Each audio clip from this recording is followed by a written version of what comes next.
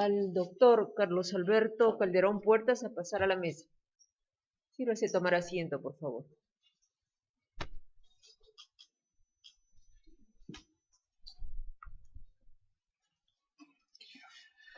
Bien, muy buenas tardes, doctor Carlos Alberto Calderón Puertas. Por favor, si se siente más cómodo, puede usted retirarse el tapabocas, no hay ningún problema.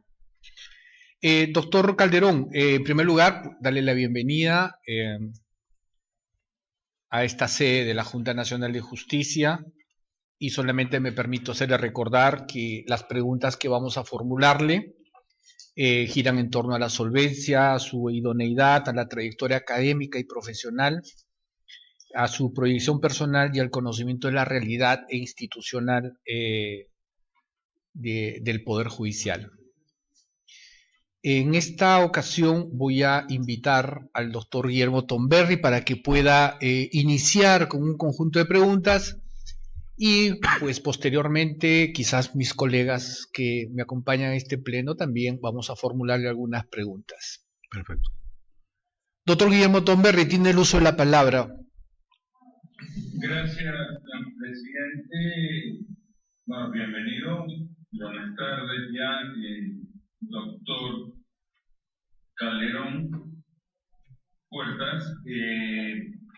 Tengo entendido, según su hoja de vida, que usted se graduó de abogado en la Universidad Mayor de San Marcos, tiene un magíster en Derecho Civil y Comercial en la misma universidad y estudios de doctorado concluidos. Ha concluido los estudios, pero no tiene el grado de doctor todavía, ¿no? Así es, buenas tardes primero con todos. Sí, señor Tomberry, efectivamente he concluido mis estudios de doctorado, no tengo el grado. O sea, tiene los estudios concluidos, pero no tiene el grado todavía de doctor. En efecto, yo el año 2017 presenté mi tesis para optar el título de doctor. Esta tesis que versaba sobre la casación civil y la misión de las Cortes Supremas, tuvo el visto bueno de mi asesora en realidad, y el visto bueno también del jurado examinante. Pero un jurado manifestó que había que hacer unas adecuaciones y entonces hubo un problema entre los miembros examinantes de si pasaba la tesis o no pasaba la tesis, y en esas circunstancias vino el problema de la pandemia, se quedó la tesis ahí frustrada y eso originó que tomara la tesis y la publicara con un texto, un libro titulado efectivamente La casación civil y la misión de la Corte Suprema. Bien, gracias, doctor. En su carrera usted ha sido juez superior y es expresidente de la Corte Superior de Justicia de Lima Norte. ¿Estoy en lo correcto? Así es. He sido presidente de la Corte de Lima Norte entre los años 2009 y 2010. Y ha sido promovido, creo hace poco, al cargo de juez supremo provisional de la Sala Civil Permanente de la Corte Suprema, habiendo estado antes también en la primera Sala de Derecho Constitucional y Social Transitoria. Estoy en la Corte Suprema desde el año 2013. He estado en la Sala Civil Permanente, en la Sala Civil Transitoria y también en la Sala Constitucional y Social Transitoria. También entiendo que desde el año 2014 usted es docente de la Universidad Ruiz de Montoya, Antonio Ruiz de Montoya, ¿no? Así es, en efecto, una invitación del doctor Carlos Fernández Cesarego, que me pidió ser profesor de la Universidad Antonio Ruiz de Montoya, que yo acepté y que además agradezco, porque me ha permitido el contacto con los alumnos y me ha permitido fortalecer algunas competencias. Bien, ¿puede comentarnos, o sea, en su opinión, digamos, si usted tuviera de la manera más sucinta, por cierto, de su experiencia tanto académica como profesional, ¿cuáles considera que son los méritos que usted resaltaría como relevantes, que han tenido, como usted lo ve, que hayan tenido un impacto en la sociedad, en los alumnos, en fin? A ver, empezaré primero con los alumnos y después propiamente con lo judicial. Con respecto a los alumnos, mire usted, la idea que tengo de profesor es la idea de un profesor que comparte con sus alumnos ideas y dialoga, convoca y busca nuevas oportunidades. Yo en la Universidad Antonio Ruiz de Montoya enseño 3 cursos, que son Responsabilidad Civil y Obligaciones, y uno último, que se llama Derecho y Literatura. Entonces, en los 2 primeros cursos me sujeto, digamos, al sílabus, pero inmediatamente convoco las propias sentencias que emitimos en la Corte Suprema.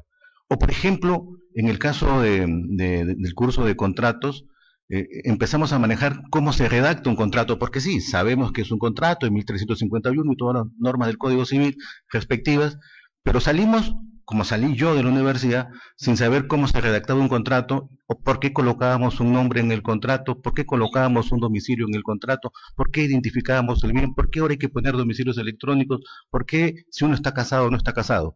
La redacción de un contrato, por ejemplo, al lado del tema doctrinario, exegético, importa bastante para un alumno. Pero en el caso de Derecho y Literatura, me interesa esto porque no es solamente literatura como refresco, no es literatura como novedad, es incorporar un medio para hacer ver lo que es el derecho. Le digo a ver, por ejemplo, Cyrano de Bergerac. En el Cyrano de Bergerac hay 2 personas, que son Roxana y que son Cristian. Cristian está enamorado de Roxana, pero no puede hablarle. Y entonces tiene que convocar a Cyrano. Y Cyrano comienza a hablar por Cristian sin que éste se entere. Y esa figura es, en esencia, la figura de la representación en el acto civil. Entonces, tratar de esta manera el derecho, más allá de la propia definición que dé el Código, me parece importante. Y en cuanto a mi carrera judicial, disculpe.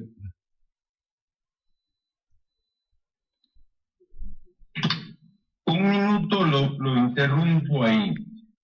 O sea que una de sus especialidades, digamos, si podemos llamarlo así, es en contratos, ¿cierto? Así es, señor. Bien, usted no sé si está familiarizado con la teoría dinámica de los contratos, es decir, le hago la referencia. En el derecho romano el principio es pacta sunt servanda. Pero luego, y a raíz de eso se creó la OPEC por un par de profesores de la Universidad de Harvard, que es el principio de rebus sic stantibus. ¿Podría comentar algo sobre ese dilema entre pacta sunt servanda y rebus sic stantibus? Bueno, es la gran polémica que ha surgido a raíz del fenómeno del COVID. Tenemos un contrato, pacta sunt servanda, principio de vinculatoriedad, no se pueden modificar los contratos y en términos peruanos el artículo 62 de la Constitución peruana. Pero ante eso surge la modificación del contrato por asuntos que han pasado después. Mire, esta es una discusión además en la que interviene, por ejemplo, desde el lado del pecado, interviene Santo Tomás o interviene Cicerón. Hay expresiones en las que dicen, sí, uno debe cumplir la palabra pactada, pero cuando las circunstancias se modifican por razones extrínsecas a quien dijo, a quien manifestó tal expresión, entonces es posible modificar los contratos. Y esta es la gran discusión que ha habido en los casos COVID. ¿Se va a respetar el arrendamiento por el pacta sunt servanda o vamos a invocar la otra cláusula para poder modificar el contenido de los contratos de arrendamiento? Y en fin, la serie de contratos que han habido en los últimos años. Usted sabe que además se ha hablado de hablar de la excesiva onerosidad de la prestación, hablar de la frustración del contrato, que es un término anglosajón, o se ha hablado incluso de la aplicación de los principios de buena fe para mantener el contrato en otras condiciones o para sencillamente acabar con este contrato. Bien, perfecto, doctor. Veo que usted conoce el tema. Ahora, con respecto básicos que han sido aprobados y son admitidos por Naciones Unidas con relación a la independencia de la judicatura, ¿usted qué diría al respecto? Por ejemplo, la supremacía de la convencionalidad sobre las legislaciones nacionales cuando se trata de tratados, pactos internacionales. ¿Qué comentario de sugeriría eso? Doctor, los estados modernos, y por decir estados modernos, hablo de los estados nacidos con la revolución burguesa, ya la del 1688, la inglesa, o la 789, la francesa, formaron sus derechos teniendo en cuenta sus estados. En realidad querían hablar de sus naciones, pero teniendo en cuenta el estado donde podían ejercer soberanía. Pero el mundo se ha modificado y ha variado. Hay una interconexión, una interdependencia entre cada uno de los estados, surgido fundamentalmente por circunstancias de crisis económicas o sociales o por la dolorosa guerra del 44 y antes la del 14.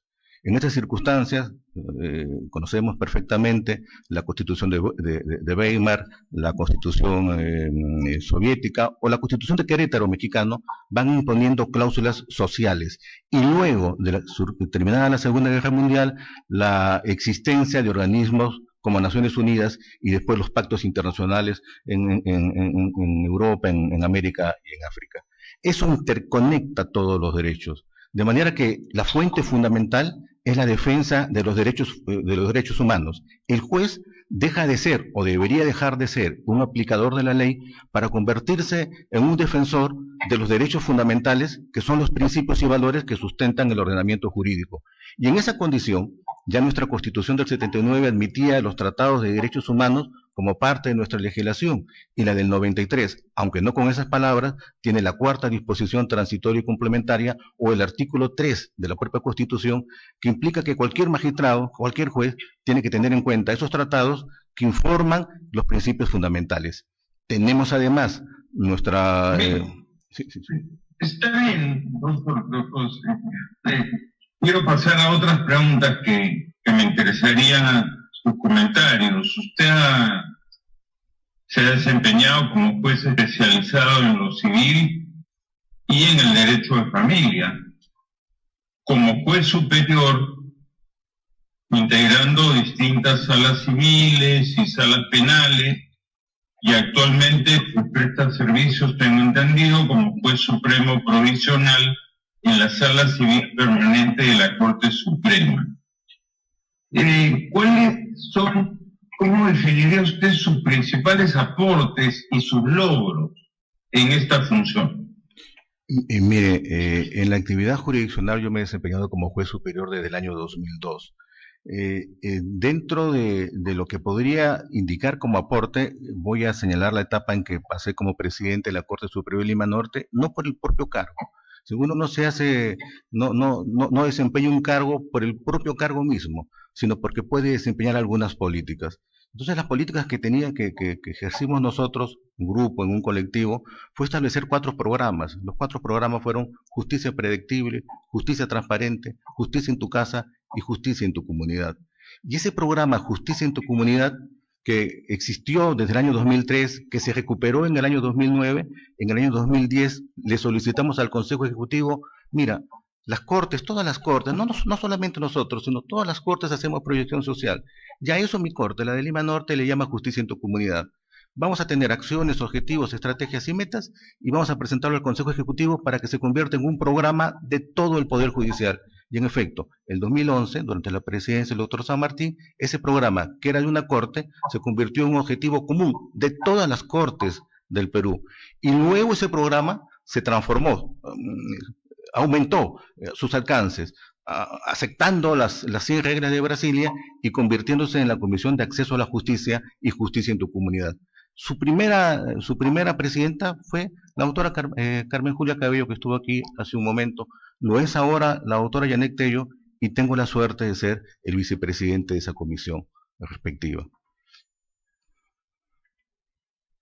Bien, ahora usted tiene por casualidad, a lo largo de su trayectoria, que podría ser alguna demanda de amparo, habeas corpus o de nulidad de cosa juzgada fraudulenta que haya sido interpuesta en su contra?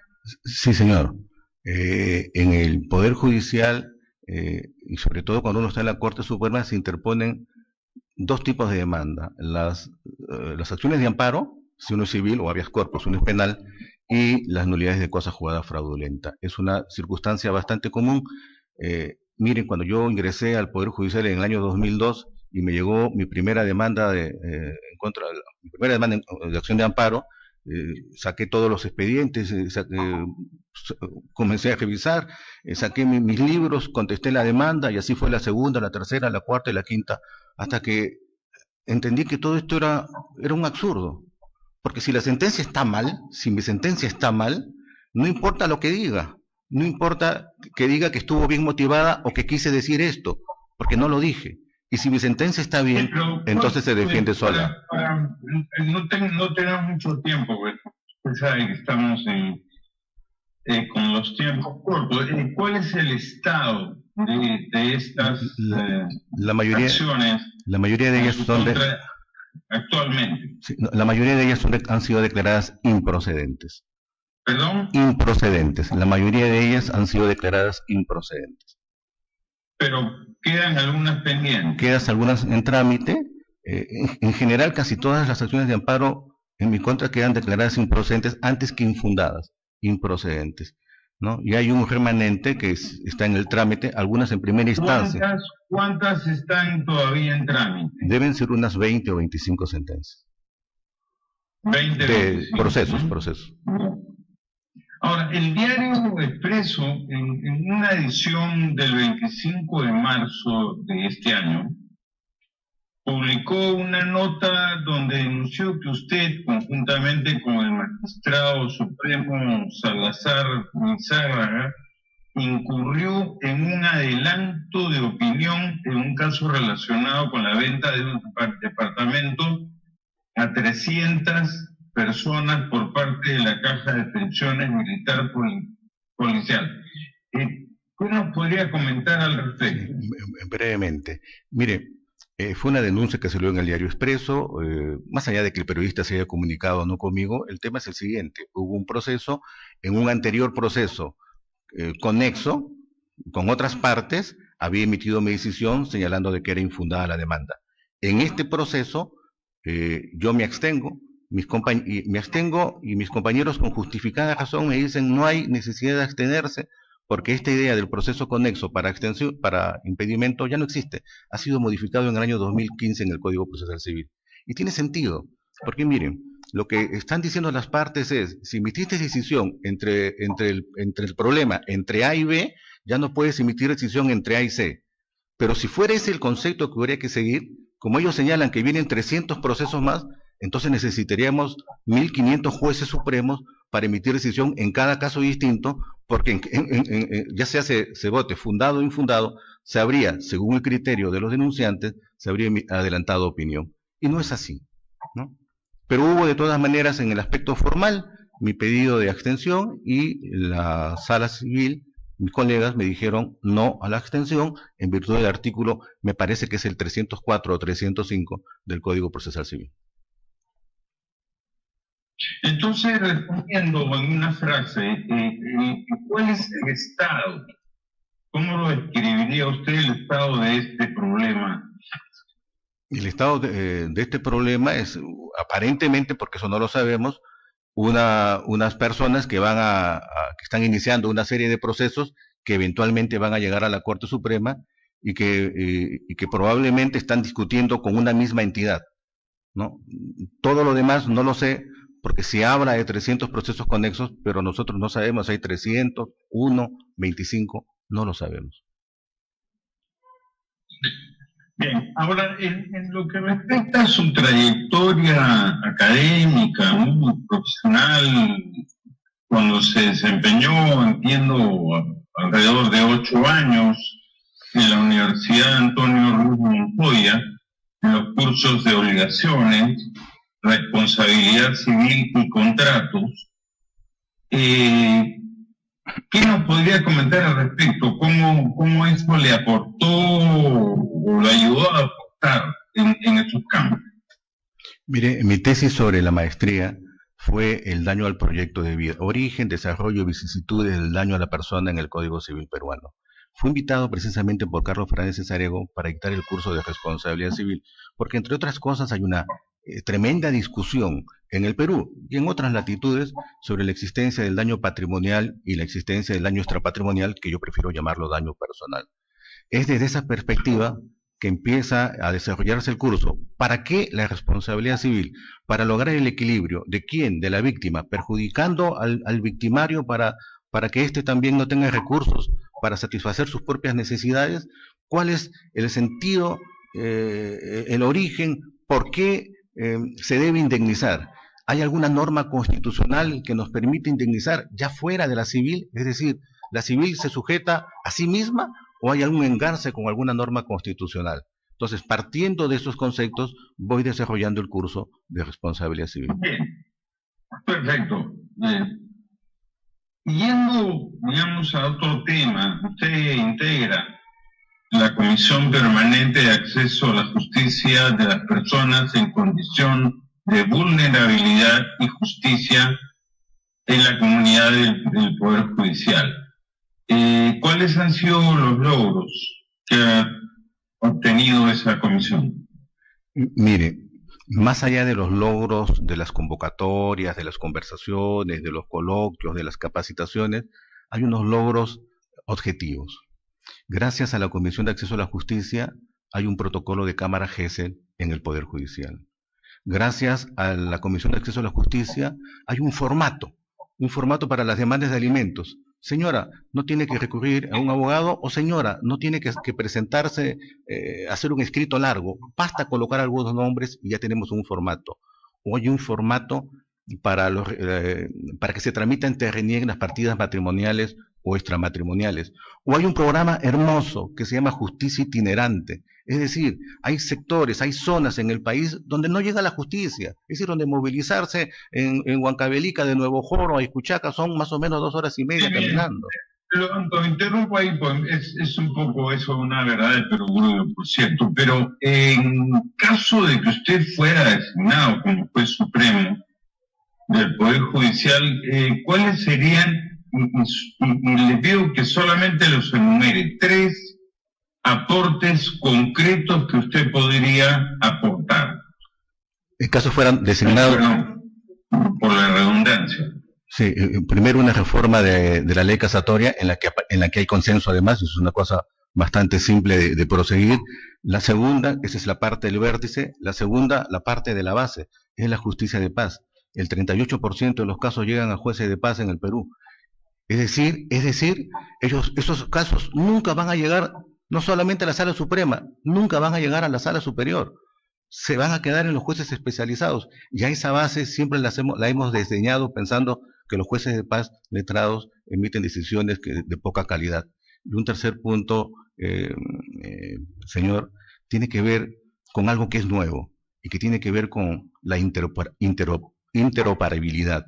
Es decir, esta gobernanza de datos electrónicos que debe ya surgir y que además, a raíz del fenómeno del COVID y de la pandemia, nos ha obligado a nosotros como Poder Judicial a admitirlo en diferentes formas. Creo que eso implicaría un desarrollo y no cuesta mucho dinero. Ahora, usted dirige un programa web, ¿no?, de entrevistas en el canal Justicia TV. Así es. ¿Cómo relaciona usted su actividad profesional con esta actividad, digamos, separada de su actividad profesional? Más bien pienso, señor, que es vinculada. Mire, yo entrevisto a los profesores de Derecho Civil del Perú. A veces he entrevistado a extranjeros. Y entonces entrevisto, por decir nombres, entrevisto a Bruno Tapia, que acaba de publicar un libro que se llama Daño Moral y la Jurisprudencia Peruana. Y él nos informa, a mí y a los demás, cómo va la jurisprudencia en el daño moral. en el caso de Joel Chipana sobre la redacción del contrato, en el caso de Jimmy Ronquillo sobre la resolución del contrato, en el caso de Ferdinand Manco sobre la validez del acto jurídico, en la casa de Alan Pasco sobre el fraude inmobiliario. Sí, no, está bien, o sea, más allá de lo anecdótico, simplemente cómo se relacionan eso. Porque esto puede una frase, porque ya se nos acabó el tiempo. Se trata de profesores, que han estudiado esos temas, que no vienen a decir lo que no saben, sino que han estudiado y han escrito sobre ese tema. Y sobre eso ellos hablan. Y yo necesariamente tengo que leer el texto para hacer la entrevista, con lo cual eso contribuye a la emisión de mis resoluciones judiciales. Muchas gracias. Gracias, señor. Doctor. Gracias, presidente. Gracias, doctor Tomberry, muy amable. Doctora Tumela, no sé si tenga algunas preguntas para el doctor sí. Calderón Puertas. Gracias, señor presidente. Renovando el saludo al doctor Carlos Calderón Puertas. Tengo una pregunta. En el Plan Estratégico Institucional 2021-2023, el segundo objetivo estratégico, seguro que usted lo conoce, es fortalecer los mecanismos de lucha contra la corrupción en beneficio de la sociedad. Y ahí se señalan 5 acciones estratégicas, ¿no? ¿Cuál considera prioritario para prevenir la corrupción al interior del sistema judicial? Yo considero que acabar con la provisionalidad es una gran ayuda para acabar con el sistema de corrupción. Porque acabar con la provisionalidad o disminuirla en términos racionales origina que el juez no esté tentado a vulnerar su independencia o imparcialidad. Gracias por su respuesta. Gracias, señor presidente. Gracias, doctora Tumela. ¿Tiene alguna pregunta, por favor? Doctor, buenas tardes. ¿Cómo está? La Junta Nacional de Justicia tiene mandatos constitucionales, entre ellos la evaluación parcial de desempeño y el proceso de ratificación. Yo desearía saber su opinión. ¿Usted la comparte? ¿El mandato está allí? Mire, entiendo que se ha publicado la resolución el 13 de mayo, hace casi un mes. Y mire, 2 cosas. La primera es que en la evaluación se dice que se trata de un asunto afirmativo, no sé cuál es la palabra precisa, pero no es un asunto sancionatorio, es un asunto para que el juez se le informe más o menos cuál es el camino que está siguiendo, ¿no? En base a su evaluación, a su desempeño y algunos indicadores que ahí se colocan. Entonces, esta evaluación no importa una sanción, importa más bien el señalamiento de una vía que el juez está en ese momento transitando y que podría servirle o para cimentar ese camino, para seguir ese mismo camino, o para transformar la vía, irse por una vía distinta para lograr adecuar su desempeño a los valores propios que quiere la Junta. Eso es el primer punto. Y el segundo punto es que se ha suscitado la fuerte discusión a raíz de la sentencia Cuya sobre si el procedimiento de ratificación es sancionador o no. Y en esa discusión, y quiero llegar a esto de la evaluación, en esa discusión profesores han indicado, creo que con bastante razón, que a diferencia del proceso de ratificación, el proceso de evaluación no sigue esa ruta. El proceso de evaluación no parece tener ningún vicio de estructura, ni ningún acto perturbatorio, sino parece ser un camino indicado para que el juez sepa exactamente qué es, cómo debe desarrollar su conducta.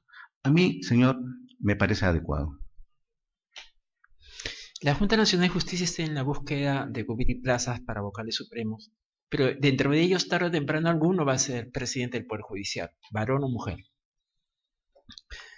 Yo le he escuchado atentamente sobre su gestión, pero no he sentido un desarrollo, una visión macro a nivel país, articular los 35 distritos judiciales, el manejo del presupuesto, que es muy importante, el manejo del personal, el recurso humano. Siempre vemos al juez nada más, pero el juez es, dentro de todo el tema macro, es nada. O sea, no que no sea nada, sino que es muy pequeño para todo el manejo de lo que significa un poder del Estado. Y siempre hablamos del Poder Judicial y nos olvidamos que articula con otros organismos constitucionales también, que administran directo o indirectamente algún tipo de justicia. Entonces, cuando decimos el presupuesto del Poder Judicial es pequeño, puede ser que sea a nivel república muy pequeño, pero cuando lo ves en tema macro, el monto es considerable. ¿Cómo estima usted, cómo debe articularse ese manejo? ¿Cuáles serían sus políticas? ¿Usted ha pensado que deben haber cambios, por ejemplo, en la ley orgánica del Poder Judicial, cambios en la ley de la carrera judicial? Y si usted ha considerado, no solamente por un tema garantista, ¿no?, sino cómo hacemos viable para que se articule el trabajo del juez con el personal administrativo, que para mí es muy importante. ¿Cuál es su experiencia? ¿Qué propuestas trae a la Junta Nacional de Justicia? Gracias. Y gracias, señor presidente. Gracias, señor. Mire, el presupuesto del Poder Judicial es 3.086 millones más o menos. El presupuesto que se pidió fue 6.000 millones. Más o menos estamos en un promedio de 1.5% del presupuesto, muy inferior al 6% que tiene Costa Rica y al 3% que, por ejemplo, tiene Bolivia, ¿no?, para medir situaciones más o menos reales. Ahora bien, uno puede tener presupuesto y la pregunta es, ¿para qué se tiene el presupuesto? Ese es un primer punto. Un segundo punto, hay 33.000 trabajadores más o menos en el Poder Judicial y de esos 33.000 trabajadores están en tres sistemas, en la 728, en la 276 y los trabajadores CAS. Los trabajadores CAS tienen derechos disminuidos en relación a los trabajadores de la 728. Los trabajadores CAS reclaman, creo yo, con justa razón, tener los mismos derechos que los trabajadores de la 728. Ese es un acto perturbatorio para el propio sistema, ¿no? Estos desniveles en torno a las remuneraciones es un acto perturbatorio para todo el sistema. Número 3, tenemos que integrar a los equipos. No solamente, primero en relación al Poder Judicial, es imposible. A ver, cuando se establecieron las ETIs, cuando se establecieron los módulos, se dijo con claridad, juez, dedícate a tu actividad jurisdiccional, porque a la otra actividad, a la actividad administrativa se puede dedicar otra persona. Es decir, si tú vas a trabajar con redes, entonces el jefe del módulo puede ser un ingeniero de sistemas, no necesariamente un trabajador. Módulo. El módulo elimina la cantidad de personas que... Cada unidad de gestión es un juzgado. Si yo tengo 6 unidades de gestión, tengo 6 problemas. Si los convierto en una unidad corporativa, tengo entonces a trabajadores que pueden ofrecer sus funciones más frescas y en mejor calidad. Pero además, el problema del Poder Judicial no es el problema del Poder Judicial solo, es el problema del sistema de administración de justicia. Es decir, pensar que nosotros vamos a solucionar el problema simplemente porque vamos a emitir algunas decisiones es no creíble. Por eso, por ejemplo, me parece absolutamente válido los módulos de atención contra violencia familiar, porque en un solo lugar se concentran juez, fiscal, defensoría de oficio. Y un último punto, disculpe que me extienda en esto, son los inmuebles del Poder Judicial.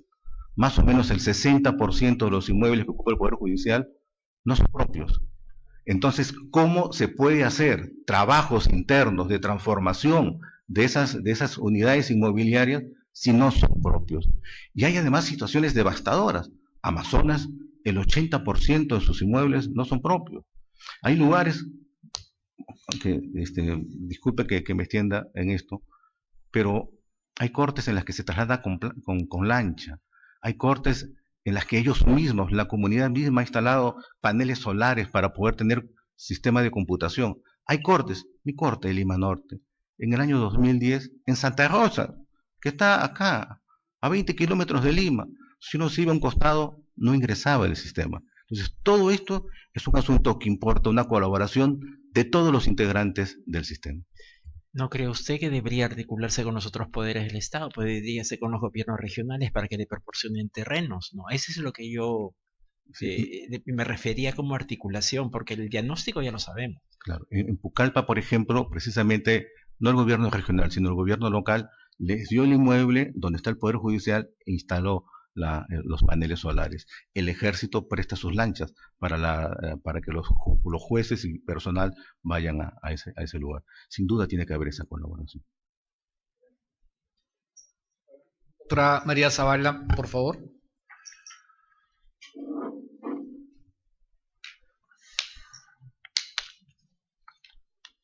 Doctor Calderón Puerta, reiterándole la bienvenida que le dio nuestro presidente. Buenas tardes. Doctor, ¿usted está de acuerdo con la forma en que se elige el presidente del Poder Judicial y el tiempo en que tiene para realizar su gestión? Estoy en desacuerdo con las dos cosas. La primera, se la digo con un gesto. Se debe votar a mano alzada. Esta idea de que importa una modificación en la ley orgánica, de votar secreto para la elección del presidente del Poder Judicial, solamente ha logrado que hasta los últimos 5 minutos no sepamos quién es el presidente de la Corte, porque pueden haber variaciones. Y eso habla mal de nosotros, ¿no? Lo segundo, en relación al presidente del Poder Judicial, se tiene que presentar un informe de trabajo de lo que se va a hacer, y al año siguiente no se tiene que decir hice esto, aquello, lo otro, sino lo que se tiene que decir ofrecí esto y cumplí esto. Estas fueron las metas que me tracé y estas fueron las metas que cumplí, y me faltan cumplir las otras metas y quisiera lograrlo. Y lo tercero, doctora, tiene que ver con el tiempo. 2 años es muy escaso. Yo sugeriría, ¿no? Eso es un asunto que es, por supuesto, perfectamente susceptible de discutir, pero yo sugeriría un término de 4 años, que me parece razonable para que estas políticas, que son políticas de largo alcance, puedan llevarse a cabo. En la eventualidad de que sea usted nombrado juez supremo, ¿cuál va a ser la primera propuesta que usted considera relevante, importante, para presentarla a la sala plena del Poder Judicial? Como le decía el doctor Thornberry, yo tengo 2 ideas claras, ¿no? Que son la de vértice y la de la base. En torno al vértice es la modificación de la casación civil en temas absolutamente simples, pero además ya hay una ley que tampoco, o sea, que es cuestión de insistir en esta ley, ¿no? Aun cuando tengo algunos criterios distintos a la norma legal, pero el asunto es confluir, llegar a consenso, porque los consensos son los que logran las transformaciones. Y lo segundo es, que de verdad me parece importante, es que juzgados de paz, son 650, 646 juzgados de paz en el Perú. El 66% de los jueces de paz son supernumerarios, no son provisionales, son supernumerarios los jueces de paz. Y a los juzgados de paz se manda generalmente a las personas que desconocen el derecho. No se manda al mejor personal, sino a la persona que está luchando en la trinchera, a la persona que está recibiendo al 40% de la ciudadanía peruana, se le suele mandar el personal menos capacitado. Entonces, yo sugeriría aumentar la cuantía de la competencia para los jueces de paz, colocarlos en un asiento en el Consejo Ejecutivo del Poder Judicial, que no lo tienen. Lo tiene el Supremo, lo tiene el juez superior, lo tiene el juez especializado, pero no lo tiene el juez de paz. Es decir, la ancha base, el 40%, desconocemos su opinión, su voto, sus deseos, lo que puede lograr. En 4 palabras, ¿cómo define usted a Carlos Alberto Calderón Puertas? El hombre, no el juez. Creo que soy honesto, trabajador, un lector curioso y un optimista incurable. Muchas gracias, doctor. Gracias, señor presidente. Aprovecharé para hacerle la misma pregunta de la doctora Zavala. Creo que la comunidad política y este pleno quisieran saber quién es Carlos Calderón Puertas como ciudadano. Como ciudadano, presidente, soy una persona que tiene valores democráticos y que quiere propagar y difundir esos valores democráticos, que siente que tiene vocación de servicio y que ha encontrado, en el Poder Judicial Eso que Max Scheler llamaba, voy a parafrasearlo, el puesto del hombre en el cosmos, ha encontrado su lugar para servir y trabajar. Doctor Calderón, cuando yo he tenido la oportunidad de leer su libro de Introducción al Derecho, una mirada del derecho desde la literatura y otras artes, claro, me hace recordar a Martha Nussbaum, su libro La Justicia Poética. La imaginación y la sensibilidad que le da la literatura nos hace ver la justicia de otra manera. Usted hace lo mismo que Martha Nussbaum. Usted utiliza el recurso literario para explicar estas complejidades de las categorías jurídicas. Pero ese ejercicio, ¿cómo se puede ver reflejado si usted estuviera en la Corte Suprema? Esa experiencia de la literatura y el derecho, ¿qué cree que le puede dar un valor agregado a su visión como Carlos Calderón en un directorio o en una sala de la Corte Suprema? Presidente, si Romeo no se llamara Romeo, ¿lo seguiría amando? Se pregunta Julieta en Romeo y Julieta. Y esa expresión que dice Julieta es el nombre. Y el nombre sirve para identificar, pero no es la identidad. Cuando uno aborda un tema sobre el derecho a la identidad, uno entiende entonces que el nombre, siendo importante, un aspecto de la identidad estática, no lo es todo. Julieta ya nos lo dijo. Romeo podría haberse llamado Pedro o Juan, pero lo seguiría amando. El nombre es importante, la identidad es algo que pasa más allá del nombre, que es una cuestión absolutamente dinámica. En Madame Butterfly, la relación que tiene Pinkerton con Butterfly es de trata de personas. Esa criatura tenía 13 años, y esa criatura además fue dada en matrimonio, además en un matrimonio falso, y Pinkerton sabía perfectamente que el matrimonio era falso. De hecho se casa en Estados Unidos y regresa. ¿Cómo tratar el tema de la trata de personas? Vamos, hay una ópera, Gianni Schicchi, otra ópera, muere, ya no me acuerdo cómo se llama, Buoso Donati muere, y entonces es suplido, en la cama del muerto es suplido por Gianni Schicchi, a quien además Dante le dedica unos versos en la Divina Comedia.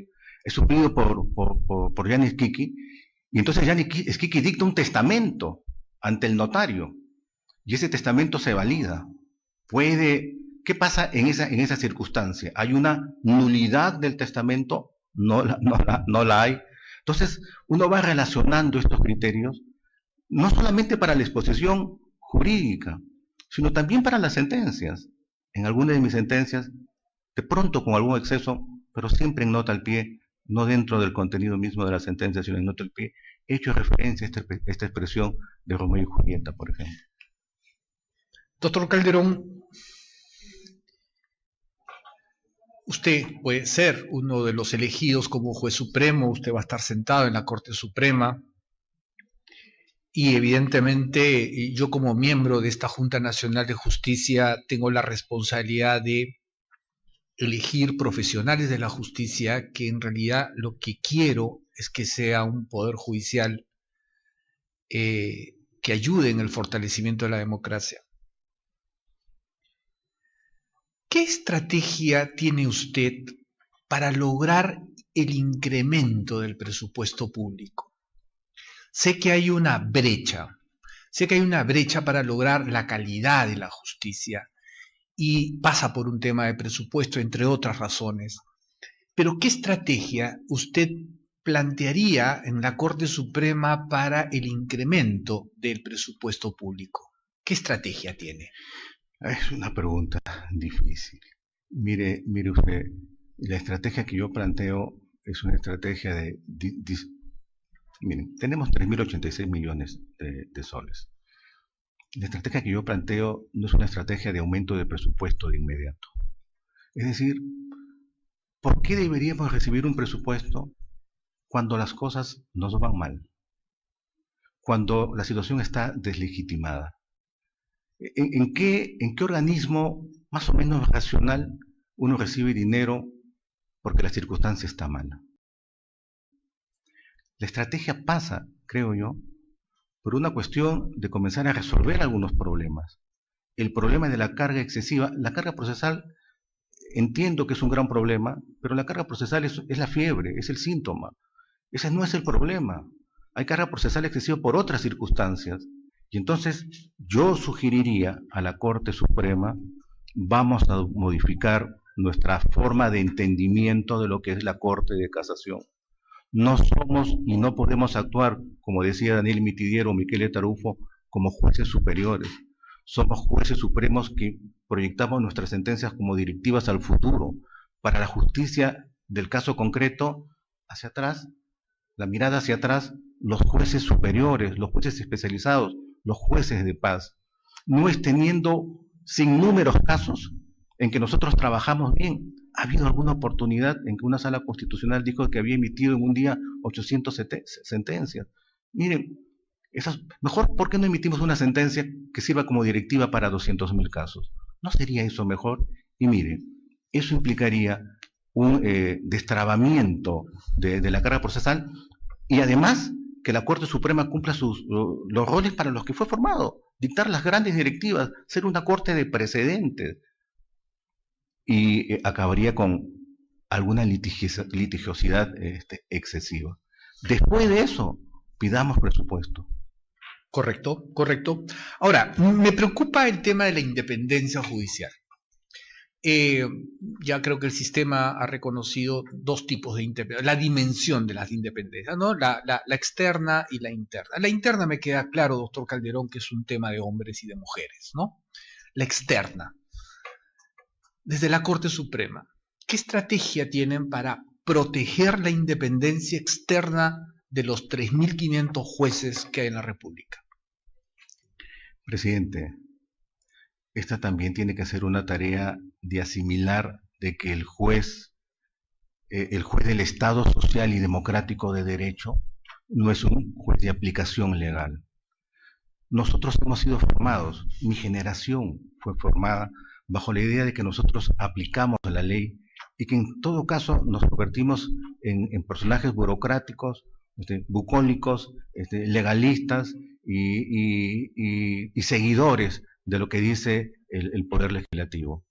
El juez del Estado Social y Democrático de Derecho es un juez que valora distinto, que tiene en perspectiva, en norte, tiene los principios fundamentales. Y en ese caso es un juez que ya no es comparsa del legislativo, sino que se convierte en colaborador de él.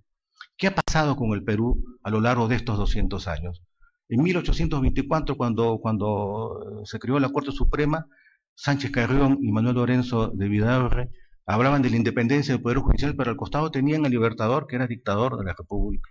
Y después intervino, y voy a enumerar el Poder Judicial en el 28, en el 34, en el 39, en el 55, en la guerra con Chile, en 1930, en 1969, cuando fue expulsado Domingo García Rada, en 1992, con el regreso de la democracia en 1980, después con el Consejo Nacional de la Magistratura, con sentencias no motivadas. Y eso implica que el Poder Judicial siempre ha sido la cenicienta de los poderes y que no se comporta como tal. Eso denota necesariamente que si seguimos comportándonos así, entonces inevitablemente nuestra independencia va a seguir sufriendo. Y para que no sea así, el juez constitucional, supremo, civil, no debe convertirse en un mero aplicador de derecho. ¿Cómo hacemos, doctor Calderón, para subir ese 16% de desconfianza algunos dígitos más? ¿Qué estrategia usted, desde el sillón de un juez supremo, propondría a la Corte Suprema para que los ciudadanos confíen en su Poder Judicial? Ya me explicó la estrategia para el presupuesto. Ya me explicó una estrategia para fortalecer la independencia judicial externa. La confianza ciudadana. ¿Qué propone en la Corte Suprema? Mire, comparado con otros países, pienso en Uruguay y Costa Rica, que tienen valores de 49, algunos de 60%, nuestro 16% nos coloca a la saga. En América creo que estamos penúltimos o antepenúltimos, ya la saga mundial. ¿Cómo lograr la confianza? Yo insisto en el tema de la casación, pero ya no repetiré eso. Agregaré otra cosa. Ya dije hace un momento que nuestro mundo cambió y seguimos pensando en nuestro mundo, nosotros los jueces, como el mundo de los papeles, cuando el mundo de ahora es el mundo de las imágenes. La transformación tecnológica va a lograr rapidez, pero al lado de esa transformación tecnológica que va a lograr rapidez, utilicemos los mecanismos tecnológicos para informar correctamente. Nadie ve un comunicado del Poder Judicial diciendo que está en desacuerdo con tal persona, porque a nadie le interesa leer 70 líneas, ¿no? Eso puede ser para nosotros mismos importante, para nosotros mismos, pero para la ciudadanía basta una imagen, basta 5 líneas, basta el desarrollo de los podcasts que nosotros no sabemos utilizarlo probablemente, del TikTok, sí, del TikTok, del Instagram, el Facebook, ya casi quedó a la saga. Es decir, cuando uno conversa con jóvenes, que es propio del acontecer de profesor con alumnos, uno conversa con jóvenes, dicen, yo ya no uso Face, yo uso el Instagram o el TikTok, y esa es su manera de comunicarse. ¿Cuál es nuestra población juvenil? ¿A quién le tenemos que decir que podemos hacer algo? Es a ellos. Decir, ¿no? Y decirlo como se debería decir, miren, emitimos una sentencia, miren, hay módulos de violencia contra la mujer, miren, hay justicia itinerante, miren, hay esto. Permítame agregar algo que quizás sea pequeñísimo, pero a mí me parece importante. La comisión de acceso es una cosa maravillosa. Junto a 300 mujeres de los comedores, y las convirtió en 300 orientadoras judiciales. Porque uno de los grandes problemas, insisto, es que el Poder Judicial es un hospital. Hay hospital para médicos, el hospital social es el Poder Judicial, y llegan enfermos. No hay prevención, sino ya llegan enfermos. El hijo le quiere quitar la casa al padre, el otro ha matado a tal persona. Llegan enfermos. ¿Cómo impedir eso? Bueno, ciudadanía, empodérate. No puedes firmar una letra en blanco. Transformación, capacitando, comunicando. No pueden vulnerarte tus derechos cuando vas a la estación policial, a la delegación policial, porque no quiero aceptar tu denuncia sobre violencia contra mujeres. Porque orientadora, tú acompañarás a la otra persona, a la persona afectada, para decirle, estos son mis derechos, y esto lo estoy viendo el Poder Judicial. Ese mecanismo pequeño, 300 orientadoras judiciales, pero replicadas en todas las cortes. Son 300 orientadores que además replican su propio acontecer con sus compañeras, con sus compañeros. Perfecto, doctor Calderón. Cuando usted saca sus sentencias, ¿en quién tiene en su cabeza? ¿A Kant? ¿A Jeremías Benda? ¿O tiene a Aristóteles? Cuando saco mi sentencia, presidente, si estuviera Kant, estaría pensando... Si tuviera Benjamin, estaría pensando en cuestiones propias del utilitarismo y quizás de lo que llevó después al análisis económico del derecho. Si tuviera Kant, estuviera hablando de los grandes imperativos categóricos, creo, presidente, y además fui formado en eso, en la idea de Kant y los grandes imperativos categóricos. Le agradezco mucho, doctor Carlos Calderón, por sus respuestas, por su participación en este proceso.